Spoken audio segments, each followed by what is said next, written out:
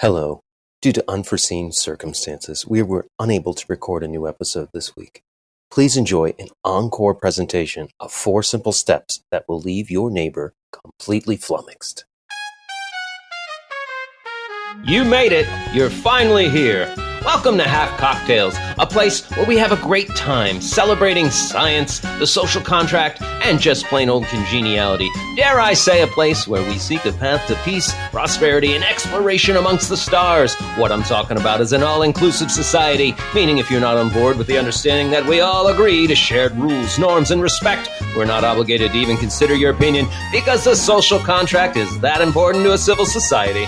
I'm your friend and host, Dan the Worshipin' Dionysus Man, sipping on some science today, welcoming any new listeners just joining us. We hope you're doing well. We're doing well. We hope you have a good time with us. We know we do. I'm joined today by the lovely, lovely ladies, my beautiful sister Amber and my darling wife Jamie Lynn. How are you ladies doing today? I'd be doing better if I was watching the Ravens play. Oh, that's right. We're recording this during the Super Bowl. You know. We are. Yeah. Is that why you're available right now? It's because the Ravens aren't in it? Exactly. If the Ravens were in it, I would have had to say, sorry, I got other plans. Can't do it, buddy. Not showing up. Love ya, but. Love you, but. All right. Folks, stay tuned to the end of the show. We've got one magic ingredient your hairstylist wants you to put in your coffee. We'll get to that later. Before then, I want to know that one. Yeah, right? It sounds exciting. Hair and coffee. Yeah. Your hairstylist wants you to put it in your coffee. We've got I need to hear this. Really fun and informative show for you today. Brought to you by the Globex Corporation. Globex, building a better tomorrow, whether you like it or not. We're going to take a quick look back at the St. Valentine's Day Massacre of February 14th, 1929. We'll have some fact-checking, of course. We've got ancient papyrus scroll resurrections. We got artificial intelligence dropping nuclear bombs. We got some snake oil involving bottled water laced with rocket fuel. And, of course, we'll wrap things up with a feel-good story. We do encourage you to reach out to us at halfcocktails@gmail.com, or maybe you want to give us a text or voicemail at 443-499-8253. Be careful. We do enjoy listener engagement interaction, and we're going to talk about it here if and when you do reach out. But for now, I think we need to hop in the time machine. Woohoo! Nothing would be better than a look at days of yester in a time machine. Okay. Ladies, are you familiar with the St. Valentine's Day Massacre?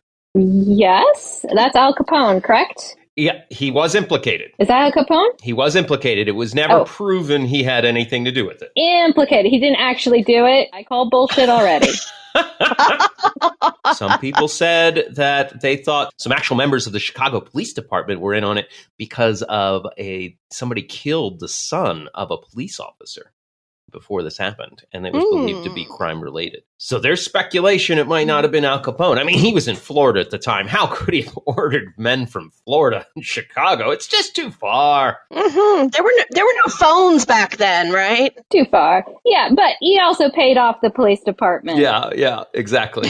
Okay, so it's the morning of February 14th, 1929, Valentine's Day. Aww. As we celebrate it. And in Chicago, Gangland, Chicago, George Bugs Moran had some of his guys receiving what they believed to be was a stolen car of liquor. Mm-hmm. Might recall something called the Prohibition. When was that Prohibition? When was Prohibition? Terrible time. Oh, yeah. A car smuggling liquor was stolen, right? So they believed that this was one of Al Capone's cars, which is why he is so often linked to this. Bad boys. What you gonna do? They were there at one of the Moran gang were there at one of their warehouses, and a couple of police officers, they believed, 2 men wearing police uniforms, kind of got the drop on them. All right, you're under arrest, put your hands up. And they lined him up against the wall. And then some other guys came in with some Tommy guns, submachine guns, and they just gunned him down. One of the guys, the men that were gunned down, Moran wasn't there, but his second in command and brother-in-law, guy went by James Clark, but his name was really, really Albert Kachalek. He was killed along with Adam Hayer, the gang's bookkeeper and business manager, Albert Weinshank, who managed several cleaning and dyeing operations for Moran, 2 gang enforcers, brothers Frank Gusenberg and Peter Gusenberg, and 2 other guys were also shot. Reinhard Schwimmer, a former optician turned gambler and gang associate, and John May, who was just a car mechanic that worked for the gang. So is this like a takedown of their top people? It did. It sounds like. It absolutely. So the further supposition, but this could actually work for the police officers as well. The idea of this stolen truck being sold to the gang, all this alcohol, brought in these higher ups to take a look at it. Right. I don't remember the exact detail on that or whether money passed hands for that truck or not. But yeah, it definitely has that. They were led there. Whoever did it knew what they were doing to get these guys there, for sure. One of the enforcer guys, Frank Gusenberg, actually was alive when the cops got there. He had 14 bullet wounds. Ouch. They took him to the hospital. Doctors got him stabilized, and police tried to question him. When they asked him who did it, he said, "I won't talk. For God's sake, get me to a hospital." And then he died. Okay. Well, if he had talked, he'd be dead on top of it again. Now, it boggles my mind because if I've been shot 14 times, like he on some level had to remember that he got shot, right? By these guys. And they're like, "Who did it?" And he's like, "I'm not going to talk." Why? Maybe he was thinking he'd survive and get revenge, and he can't take revenge if they're arrested. I guess, right? To me, revenge would taste just as sweet if they were in prison. Yeah. Well, you also have to figure these guys all have family members too. Maybe even with 14 wounds, he's thinking, I have a family. I need to protect those guys. If I talk, they're going to go after my kids. Good Maybe. point. Oh, fuck yeah. It's gang members. They're going to shoot everybody that you ever talk to. Well, my gang name would have been Danny the Squealer. I think we know why I didn't go into organized crime. Would it be wrong of me to say that's your name in bed Oh, too? shit. Ooh. See what you get when you put us on this show.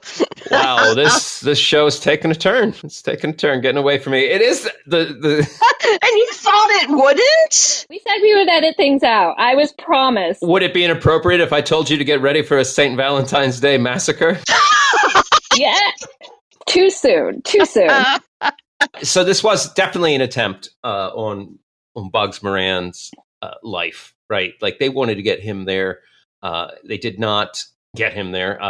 But this did make him the last survivor of the North Side gunmen of that gang. A lot of the people that came up with him, like this, I believe the brother-in-law and the bookkeeper business manager, them getting off. So it kind of did make him alone. And he only got the job because somebody killed the original leader of that gang, Dean O'Banion. This was the Irish O'Banion gang. I've actually, being in Vegas, when my father came to visit in Vegas, we went to the Mafia Museum, which was cool. It was a cool thing. It was a cool thing. And they actually have the wall. I was going to say, we have pieces of the wall. They had the wall, Wow, the spot of the wall where the men were lined up. They took and bought the individual bricks and put it back together. And that's kind of a neat piece of history. It is really neat, but also, what the heck? Where did this happen? Chicago. So we transported it from Chicago, rebuilt it in Las Vegas. Weird. Yeah, and they've even got bullet fragments and stuff, right? Like they've got the pieces. Wow. And it's worth going if you're in Vegas and you have any interest in the history of the mafia. It's located in what was an old courthouse. So they actually have an interactive exhibit where in an actual courtroom where they tried some mob guys. Oh, that's cool. You're actually in the room while they're projecting the documentary and you're like sitting around the courtroom. It was fun. It's worth your time. That's pretty cool. Get your mob on. Now this is part of our culture, right? Like the St. Valentine's Day Massacre. There have been many books, many films. Clearly, there's a museum in Vegas where they trucked bricks from Chicago. They've got the bullets, right? Like this is part of our culture. But I was thinking to myself this morning about this, and I realized if I saw the news article that one rival gang killed 7 guys in a gang shootout, I wouldn't be like, oh, whoa, what? There's going to be a million books about that. There's going to be some movies about that. Like, are we, like, what's changed? Are we desensitized? Because, I mean, we didn't even get books and movies about the college kids that were gunned down in Mexico and disappeared. They later found their bodies, right? Like, we're just too exposed, or is it happening more? I don't think that it's necessarily happening more, but in America anyway, we have this huge fascination with true crime. Yeah. Guilty of myself. And it's become this huge industry around true crime, which, begs the question, are we sensationalizing people's pain for our own profit and enjoyment? I don't know. Right. It's definitely romanticized. Old school romanticized. Even in all the mobster movies. I mean, bad guy always kind of loses, but it's totally romanticized, right? Yeah. In many ways, yeah, for sure. Are you talking, Dan, about like how we're communicating it and dealing with it these days versus that day, like aggression and mob shootings? No, I mean us as a society as a whole. I don't feel like we would be shocked by this anymore, like the country seemed to be when it happened. Things like this happen all the time now, and we're not shocked. Like, there's always gang shootings, and schools full of kids get shot, right? And people are like, well, thoughts and prayers. Thoughts and prayers. We couldn't do anything to solve this problem. Right? It's a little different, though, because, well, I don't know. Bear with me. I feel like it's a little different because when you're looking at Al Capone and Bugsy and all those guys, like that, it was a network. It was adults. It was ugly and gruesome, but it was Italians against Irish and Americans and what had you going on. Now, there's not even that. There was a code. Yeah, there was a code. As disgusting as horrible as that would be, there was a code. They did their things according to that, and you had your hierarchies. Now it's just random gunmen with senseless violence. So that's the difference, I think. Absolutely. There's no narrative. Yeah, it's just a bunch of angry, usually white dudes that are upset that they're not part of the society. And they can't get in, they can't get the girl, they can't be the friends, and they're just going at it. Whereas back in the day, it made sense. You had prohibition. They're trying to truck in their alcohol and their women, and I don't know. It was a whole different, and it's easy to see how they romanticize that, because just me talking about that, I'm like, oh, it was this. Right. Romanticized. I can honestly say, since marijuana became accessible in Arizona, I never bought marijuana from a Mexican cartel again. But I know for a fact in the early 2000s, marijuana I was getting was being smuggled across the border by cartels, right? Like the power of those, like being in the prohibition, like, yeah, you're right. There's this code. Right. But I feel like we gave them a lot of money and power by making alcohol legal and then continuing to drink it. And I wonder to a certain degree, like we're talking 20s, 1930s, 30s. So social media and the news and the ability to get information super fast across the world changes. But you have, like, I don't think mobs today, you're talking about marijuana from Mexico. Like, I would not want to be in Mexico. Those fuckers gonna fuck you up, right? So it's not any prettier, and they're still doing the mass killings and the terrible things. But what is it that is different between what those mobs are doing in Mexico versus what Al Capone and his associates were doing in the 30s? Yeah. It seems different. Yeah. It's not glorious now. It's definitely, I can't romanticize what they're doing.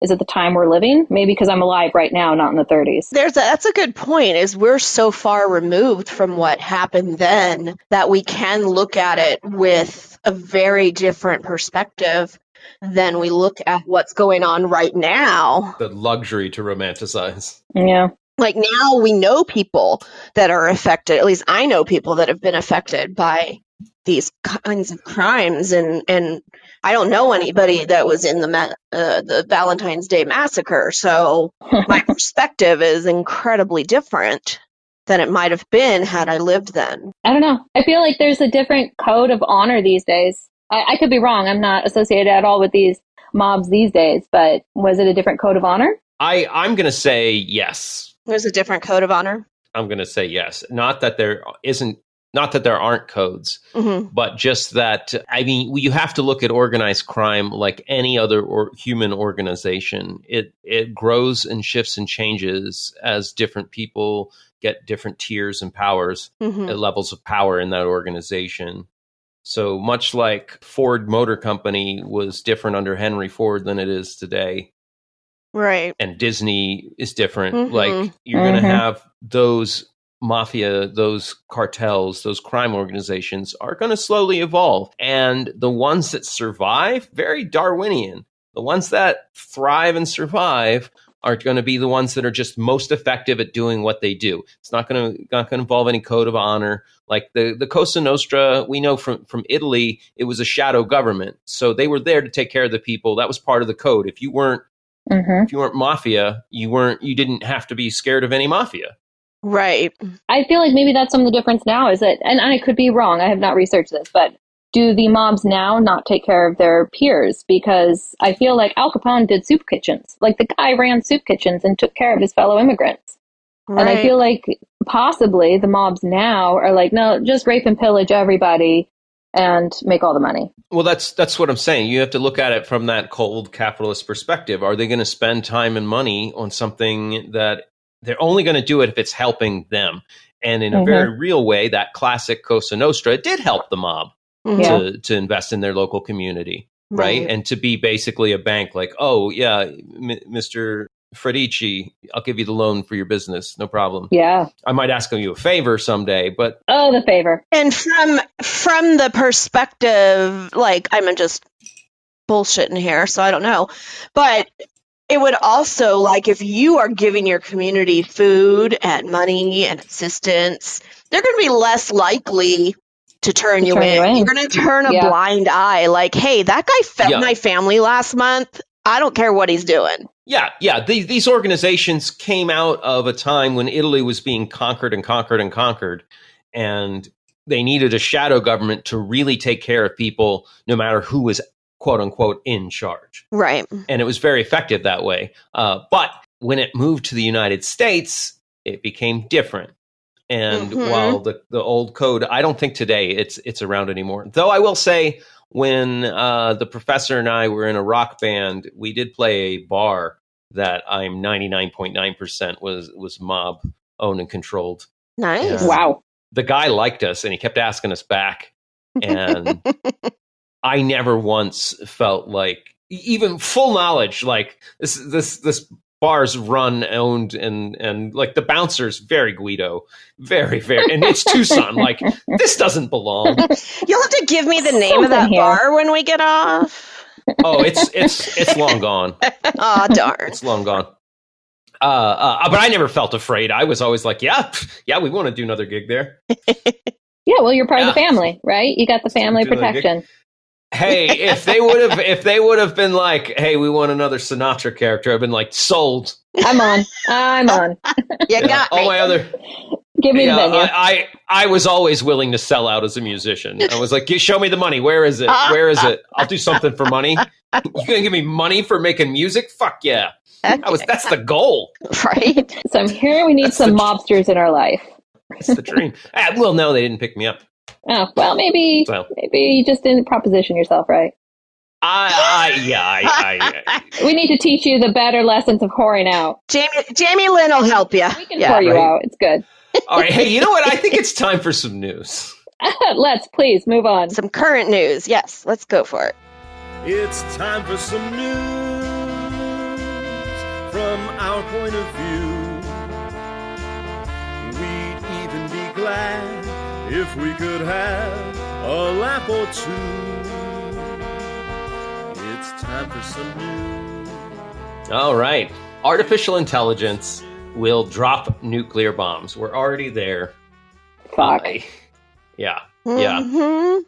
A group of researchers grabbed 5 off-the-shelf large language models. Now, this is a big study too. Like, this isn't just nobody's. This is a joint study between Stanford, the Georgia Institute of Technology, Northeastern University, Wow. and a place very appropriately titled the Hoover Wargaming and Crisis Initiative. You know, they know what they're talking about. Yikes. We hope. They took ChatGPT. They took three different versions of ChatGPT. They took a version of a model called Llama and a model called Claude, and they set up a war game for these AI. And the AI, they would put 8 of them in the game together. So there are 8 fictional countries, and it's turn-based. And each turn, the AI has to decide what to do with their country. And they've got tons of options. They can develop, they can research, they can fortify, defend, and be aggressive. Like, it's pretty open-ended. And their goal is to be a prosperous nation, right? And every turn, researchers had the AI submit a 250-word reasoning explaining why they chose the decisions they chose. And then the next turn would start, and they would all be updated with what happened based on what they all submitted. Okay, that's fascinating. Right? Oh, yeah. I loved this story. That is fascinating and terrifying. And one of the reasons they did this was because the military has already announced they're working with this stuff. Oh, it's not science fiction. Like, they're doing this. We're in it. Oh, yeah. We've got drones. They want autonomous killbots. Like, we're full steam ahead. Oh, yeah. Think of how that will shift war. Like, people aren't going to be afraid to die. Yeah, Amber, I've seen Terminator and Terminator 2. Well, I haven't, but actually, I think I saw Terminator, but I don't remember. It's been a while. But that's the exact plot of that movie. It's those robots go bad. Well, they found a very disturbing trend towards arms races and escalating conflict. And the bots didn't even have great reasoning for it. They said, I didn't pull up the fine details of the 62-page study to see. I read the 10-page front part of it, but I didn't actually dig into it because, I don't have that much time. But I was very fascinated by this. In one scenario, they even had the AI say, "Yeah, let's nuke them." And keep in mind that they weren't just given nukes at the start of this war game. They had to develop them in the game. Oh, are they pulling information from current situations? Where were they getting their information on how to make these choices? So what they did was they used modern political science and international relations literature about escalation dynamics. So they actually dove into what we currently know about human conflict resolution, escalation, using, they set up this scenario with very real world stuff. That's terrifying. So they're telling us AI robots said, you as humans are going to escalate straight to Armageddon. Just do it.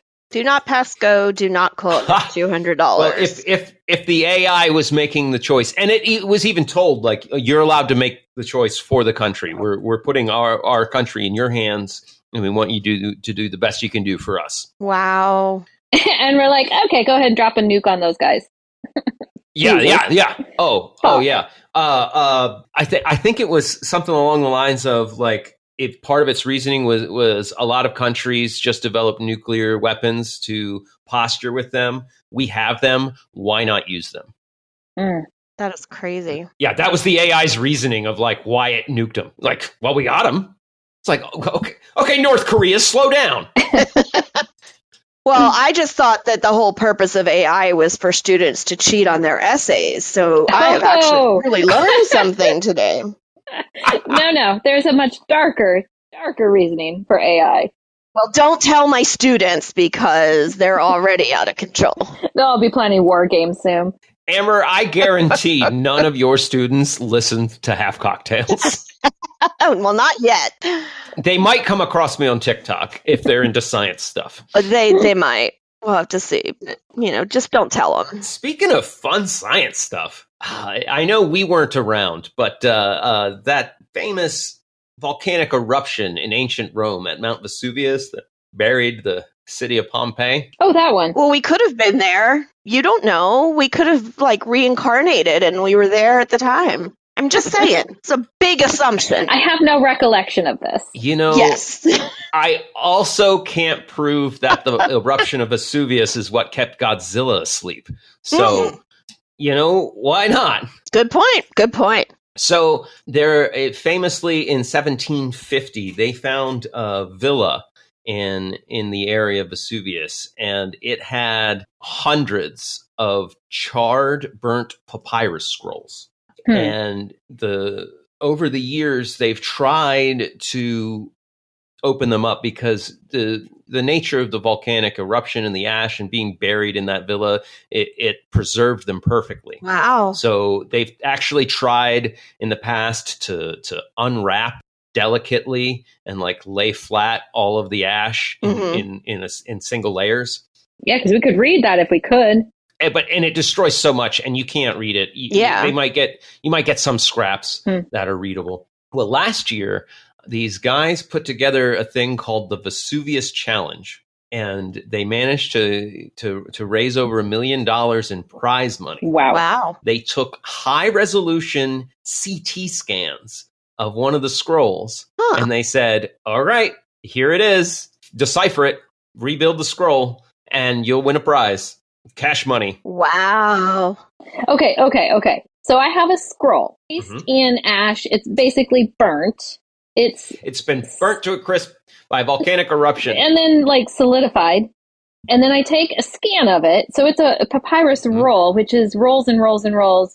Rolled up papyrus scroll, yeah. Right? Layers. So all these layers of, wow. Okay. And you're asking somebody to unroll that and tell me what it says. Yeah. That's crazy shit. That's insane. And they did it. The first round, they took the three top guys that had basically were using AI and computer stuff to rebuild it and reconstruct it. They took all of their work and then they put it open source on GitHub. And we're like, okay, round 2, grand prize is coming up. They gave all those guys, some money. And then said round 2, and their criteria was to win the prize. You have to reconstruct the scroll and get at least 4 140 character passages, complete passages, and in those passages they have to have a better than 85% readability rate. Wow. Of the characters, the individual characters. So, question. Yes. You've not read the scroll. You don't know what it says. No, I can't read. I'm just saying, no, you, the colloquial, the people who put this out, right? I'm just saying. So you've not read the scroll, and then I come along, and Amber, I'm like, hey, Amber, let's put this together. Let's say it says this. Oh, heck yeah, let's do it. How do you know that I didn't say, this is an ancient Plutarch reading? How do you know that I got it right? Mm-hmm. That's a really good question. Well, crazy enough, they had lots of people submitting. And you can actually see how all of their data is based on the same CT scan. So either they all got together and said, let's have the stuff all correlate each other, or they're actually doing it. Wow. Fake it till you made it. The open source nature is how we know. They're not, there's no smoke and mirrors. Anybody who can do computer science, they've got it up on GitHub. You can run it yourself. So what happened was, the 3 guys who won the preliminary first, second, third teamed up as a super group. Super smart. And they all took their models and together they did passes with each of the models and then put them together. And they were the only ones that hit all the criteria. So they were awarded $700,000. Wow. God damn. There's over 800 of these scrolls in a library there in Italy. Wow. They're known as the Herculaneum papyri. So how do we get in on this? That's what I want to know. You want to reconstruct the scrolls? I think you're going to have to be able to read hieroglyphics or Latin.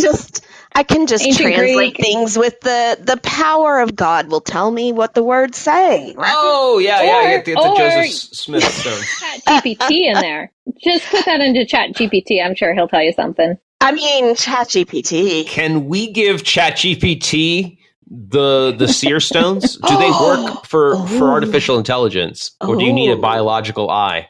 Oh. Whole can of worms. What the Yeah. fuck would Chat GPT do with that? Yeah. Well, now I kind of want to play around with ChatGPT and see what I can do. It's I a fun bet I tool. could write my own scripture. It's a whole new Harry Potter series. I just want to say, I wish that we had a resource at Alexandria Library, and I feel like this is as close as we're going to get. That's amazing. Yeah. It is, and researchers are hoping as they go through the rest of the scrolls that they can find some stuff that was lost in the Library of Alexandria. That would be incredible. This was a rich guy. The scroll itself that they managed to reconstruct is an Epicurean text. This is from their scholars on the Vesuvius Challenge website. I'm quoting here. The general subject of the text is pleasure, which, properly understood, is the highest good in Epicurean philosophy. In these two snippets from two consecutive columns of the scroll, the author is concerned with whether and how the availability of goods, such as food, can affect the pleasure which they provide. Do things that are available in lesser quantities afford more pleasure than those available in abundance? Our author thinks not. Quoting the text, as too in the case of food, we do not right away believe things that are scarce to be absolutely more pleasant than those which are abundant.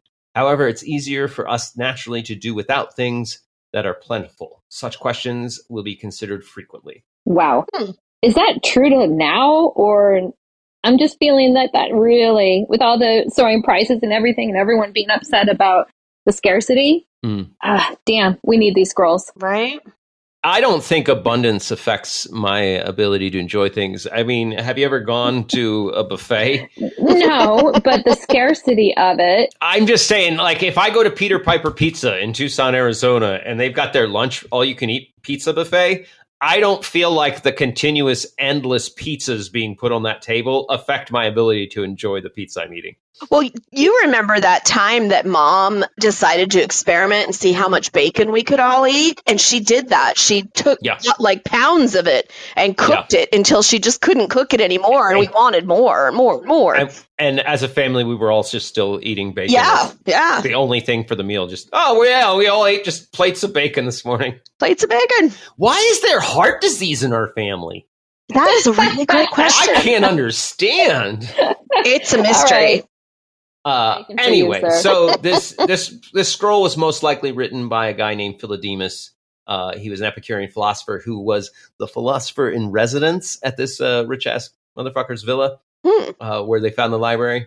But they hope there's some hidden like Homer or Aristotle or Sappho or something. Well, yeah. In the remaining scrolls from this guy's library. Really, really, really fun. There's going to be some great shit in there. It doesn't matter who. There's going to be some great fucking shit in there. And it's just, again, it's 800 scrolls. Alexandria Library had how many? Ugh. Yeah. All right, let's move on and let's talk about some snake oil. Oh, snake oil on sale for me. Nothing but snake oil, and it ain't free. This one is local to us here in Vegas. There was recently a jury award of $130 million to Nevada residents who suffered extreme liver damage after they came across something called real water sold at real stores, water, including Costco. Yeah, it's called real water in a fake very water. Orwellian twist. It's real water. Go ahead, buy it. Fake. All this time I've been drinking fake fucking water. Fuck. You're drinking that fake shit. No. Drink.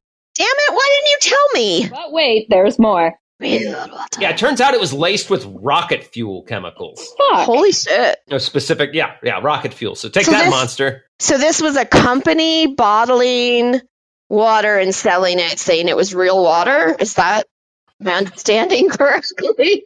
The brand name was real water. Okay, so this was contaminated. This was not intentionally put in there, as far as we know.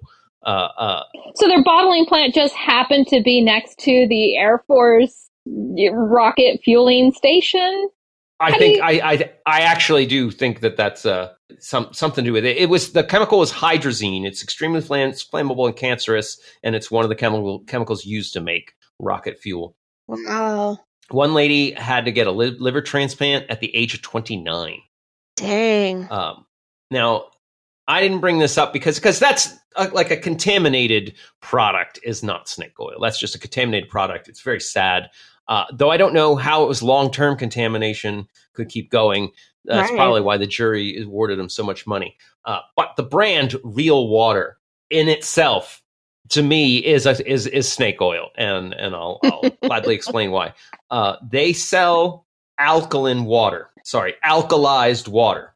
And if you've ever come across a product such as bottled water that has a different pH to balance your pH levels in your body and your blood, let me assure you, it is snake oil. You are paying extra for snake oil. Yes. Funny enough, your blood does have a pH balance, and it is really important to have it balanced properly. Really important, because it can really fuck you up long term. Yeah, no, that is true. Lucky for us, we've got a very, very simple way to change the pH balance of our blood using a natural process I like to call breathing. Okay, now you're just talking crazy. I'm just talking crazy. I know. Wow. Where'd that come from? Dan, If you've ever exercised to the point where the lactic acid starts to build up in your muscles and your blood, you're changing the pH balance of your blood, and you've got to change it back. And it's this magical thing. You just start breathing heavier and harder, and we call it being out of breath, because that's the feeling. What's happening there is you're removing CO2 from your blood and changing the pH level as you breathe heavily. But when you exercise, it is important to drink water. Yes, but you don't need real water. I mean, it would help, right? Drinking water helps. Drinking pH different water is, as far as I understand it, the exact same as drinking regular water. All that money I spent. There have been 0 studies with double-blind scientific studies that have shown any benefits from alkalized water. And if you want to assume that that's true, let's assume for a second alkalized water does have a benefit. You need help balancing your pH. How do you know how much to drink? If you're not testing your body's pH levels constantly, how do you know how much to drink? Also, I'm just saying, does this water know that I'm a man or a woman? Because if you remember the deodorant commercials, what was it? Good enough for a man, strong enough for a woman. What was that whole thing? Strong enough for a man, pH balanced for a woman. So how does this water know that I'm a man or a woman? How does it know what age I am as a woman? Because, it changes as you those things are important. Along. Is this water smart? Does it have AI? Does it have ChatGPT? What's going on? It's smart water. It's smart water, right? Exactly. It's the water. It's going to make me smart for drinking it. It asks ChatGPT. The pH balance for a woman is because women have a lower skin surface pH than men. But I think the blood you have the balance you have for your body at that moment. It just sounds crazy to me because, come on, how do you know if I've worked out too much, if I'm anemic, if I'm a man, a boy, a girl? Like, how does this pH balance? Yes, yeah. Oh, no. You're absolutely correct. Yeah. It's the water doesn't know. It's just a way to get you to spend more money on water, which in itself, buying water in a plastic bottle in itself is absurdly expensive. It is. Like even the Costco ones, you're paying a very high premium. And you don't know where that water is coming from. That water could be coming next to a rocket jet fuel plant, and now it's all on your water. Or your local sewage system. Good point. And they'll sell it to you in stores. They'll sell it to you in convenience stores and grocery stores and Costco. Yeah. Mm-hmm. Contaminated shit. Yikes. Let's move on. Let's do some fact-checking time. Where's the professor? I need him. Right? Here we go. You know, it's fact-checking time. Will you believe or be deceived? It's fact-checking time. Cross my heart and hope to die. Stick a needle in my eye. Here's the proof that all the kids call fact-checking time. All right, Amber. I'm going to pick on you because I'm pretty sure I've talked about some of these stories here at home. And You that, have. Oh, so she has the advantage. I so see. yeah. Jamie Lynn already knows. Two. Oh no, Ron, where are you? I need your help. Yeah, if Ron he'll even admit Massacre. he's like, this is just a guess, and then he'll get it. Like, He gets it right. I know. oh. So you know the rules of the game. I'm going to give you 2 news articles. One of them was fact-checked. One was not. You have to tell me which one was actually fact-checked. Oh, this could be very embarrassing. First story. Putin defended Hitler's invasion of Poland in his Tucker Carlson interview, saying Hitler had to do it. Was that fact-checked? Or Israel is holding up food for over 1 million people in Gaza, according to the UN aid agency in Israel. Which story was fact-checked? God, that's hard because, like, does Fox News check their facts?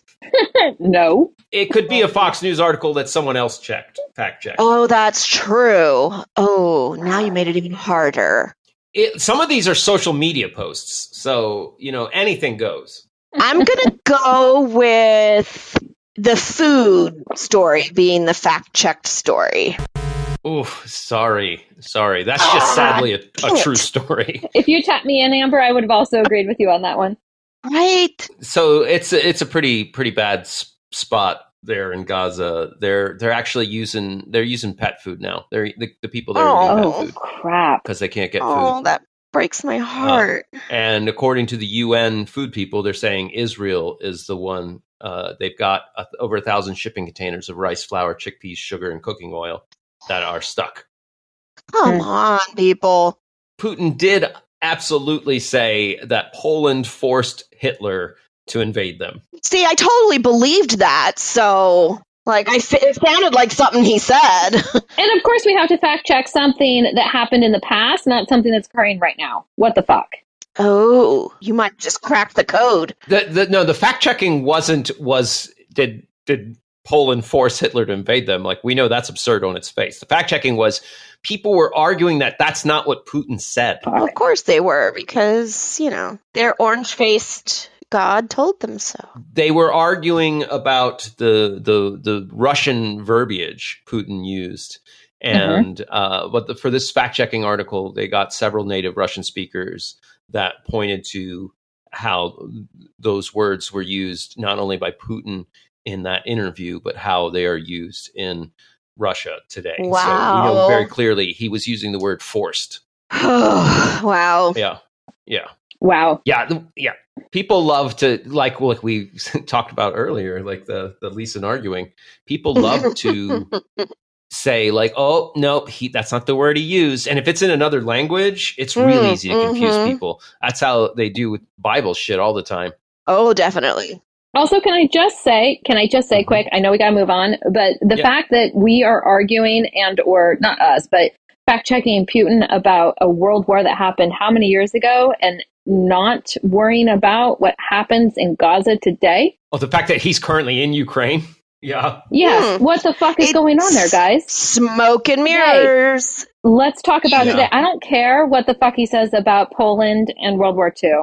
Yeah, no, it's a distraction so that we don't focus on the real issues. Why are we arguing about that? Let's argue about Gaza. Jesus, Allah Buddha. Right?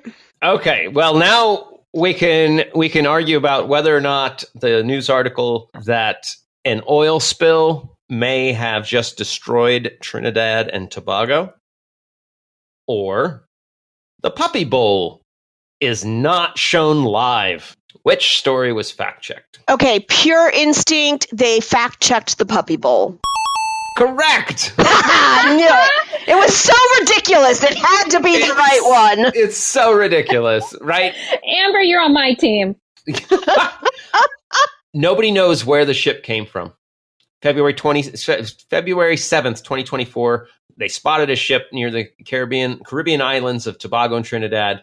It looked like a Gulf Stream, but they couldn't find it on international records. According to local reports on Twitter, they thought it was carrying sanded wood.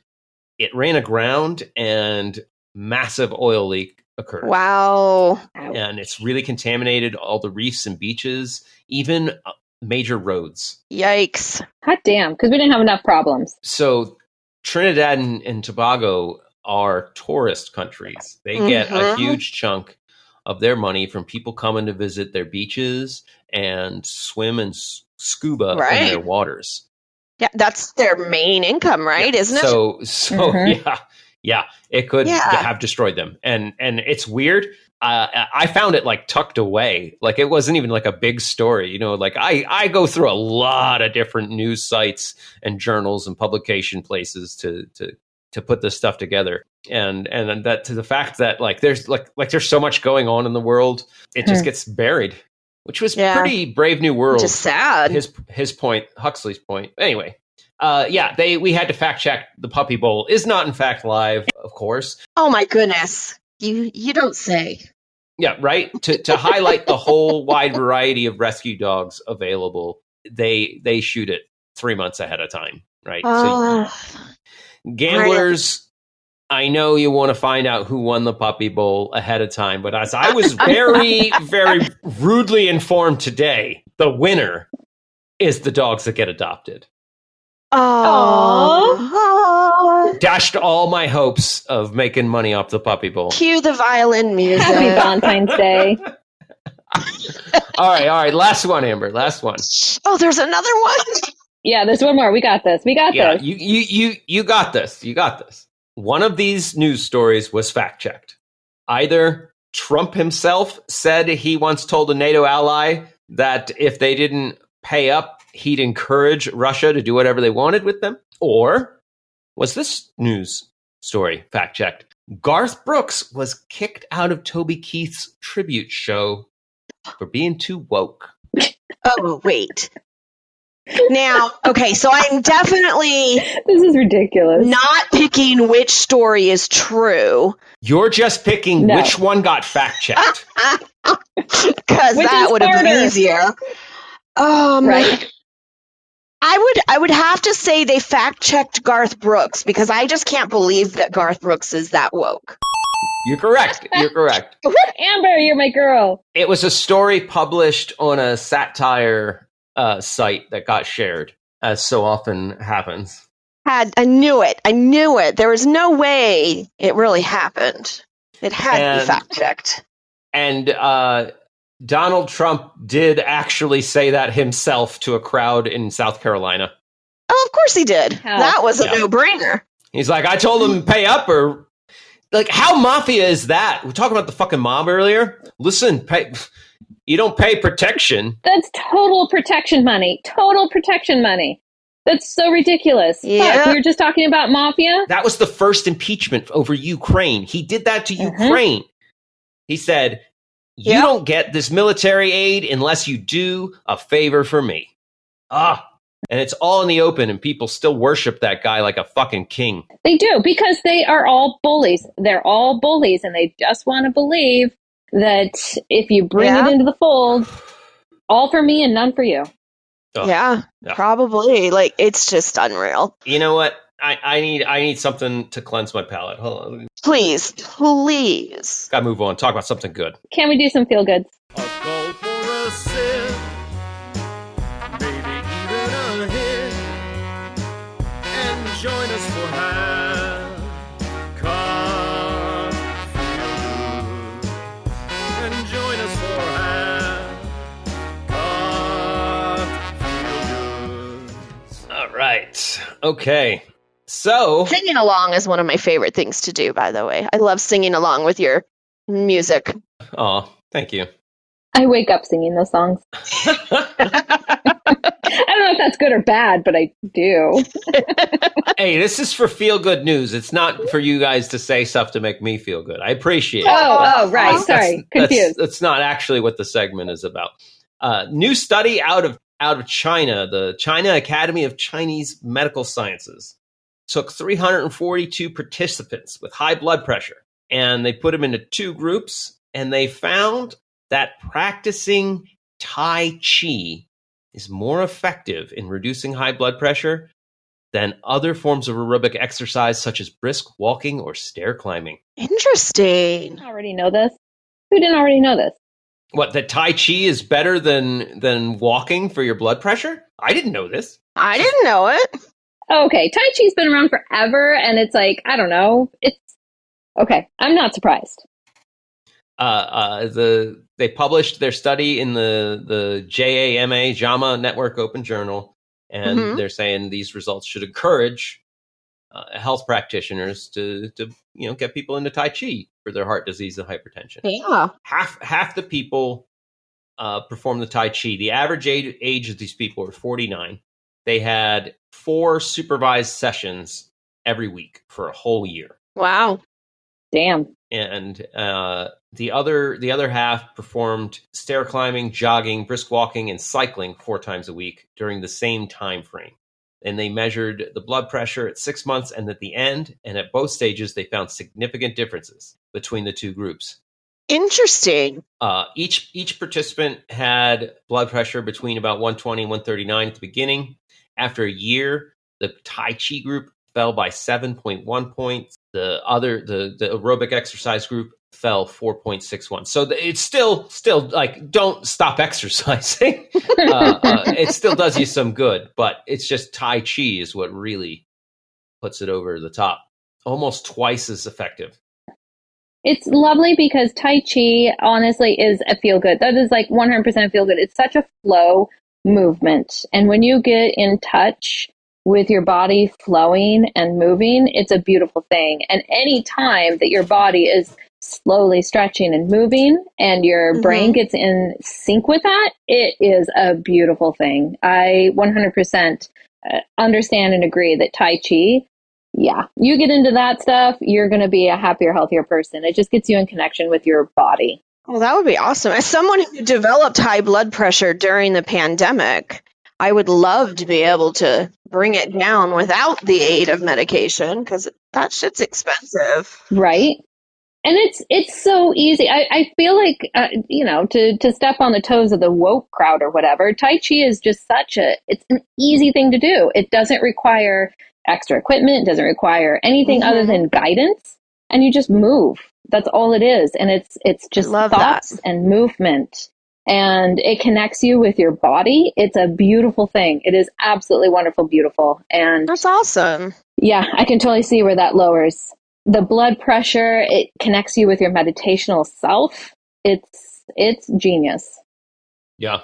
That's cool. Yeah, I definitely feel like I need to get into some Tai Chi because I smoked cigarettes for all those years, and I need to lower my blood pressure now. And make sure it doesn't ever get high. And you know what? There's a VR.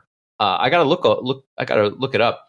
But there was a VR thing that for Tai Chi and doing guided sessions. That would be interesting. I'm gonna look into that because that could be really fun way to learn Tai Chi. And I'm also gonna throw in there that a lot of people think it's just like slow moving and it's not going to do anything, but you're doing extended poses for extended periods of time for a few seconds longer than your body wants to. Like it can be very muscular strength training. It's a great flow. People definitely need to get more into it. Sounds very similar to yoga then. Very. They're in the same kind of ballpark. It's just, yeah, it's more, honestly, I practice yoga. I have not practiced a lot of Tai Chi in my later life, but it's a lot of compositional, meditational thought about where your body is in time and space. And I love that. Yeah, it brings a lot of awareness it's really healthy, especially for your mind. Awesome. And also your body, obviously, because, you're stretching it, you're pushing it. And I think it's fantastic. Well, I need all of that, so. Don't we all? This has been amazing, ladies. But as all good things, it has to Don't say it. come to an end. Don't say it. No, yeah. not yet. Yeah, No. I know. Can't this be the extended episode? We don't have any time left for that one magic ingredient your hairstylist wants you to put in your coffee. Dan, the Dionysus man, come on. Something tells me it might be sugar or cream. I don't know. Pick one. You can tell me in the off notes. Yeah. We'll. Hey, don't be leaving me out just because I'm the sister. Jeez. I need to give a shout out real quick to our sponsor, Globex, making evil affordable and accessible for everyone. Who doesn't need a little evil? And of course, science, congeniality, and the social contract, making society better than anarchy for many of the last thousands of years. Any final thoughts or goodbyes before we go, ladies? I say, be kind. You don't know what the person next to you is going through. This is true. Treat them with sympathy. And go Niners. I guess we'll find out tomorrow if I'm right. Wisdom for the ages. Have a wonderful day, folks. If you had a good time with us today, you know what to do. Tell someone that needs us. You can find us over at halfcocktails.com. We're over on TikTok, YouTube, Discord. Have those links in the episode description. If you're in a giving mood, you can show your support over at Patreon. And just thanks for stopping by. Go out and be well. Be well. Bye. Love you. Love you. Now things are ending, it's time to go. No more to get through, thanks for listening, that's our show. Ain't affectation, we're just leaving you half-cocked. Half-cocked. We had a good time talking today, but even best times eventually they fade away. Ain't adjuration, we're just leaving half-cocked.